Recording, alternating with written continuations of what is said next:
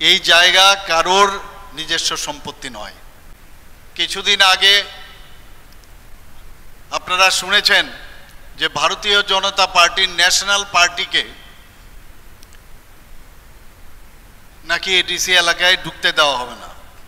প্রায়শ হুমকি ধমকি এগুলো কিন্তু আমরা শুনি, কিন্তু আমি একটা কথা বলছি, যত হুমকি ধমকি দেবেন তত বেশি আমরা আরো শক্তিশালী হব। আমি যা শুনলাম এখানে নাকি কোনো অবস্থায় আজকের যে এই বাজারে নাকি কোনো অবস্থায় বড়কাটাল নতুন বাজারে কোনো অনুষ্ঠানই করতে দেবেন না, মুখ্যমন্ত্রীকে আসতে দেবে না, আমাদের ট্রাইবাল ওয়েলফেয়ার মিনিস্টারকে আসতে দেবে না, ভারতীয় জনতা পার্টির কাউকে আসতে দেবে না।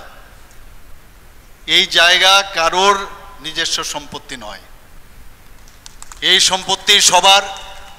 যে কোনো ব্যক্তি যে কোনো জায়গায়, আর বিশেষ করে যে কোনো পার্টি যে কোনো জায়গায় যেতে পারে, কিন্তু গায়ের জোরে ভয় দেখিয়ে নানাভাবে ভয়ভীতি প্রদর্শন করে সেটা কোনো অবস্থায় আমাদের ভারতীয় জনতা পার্টি সেটা বরদাস্ত করবে না।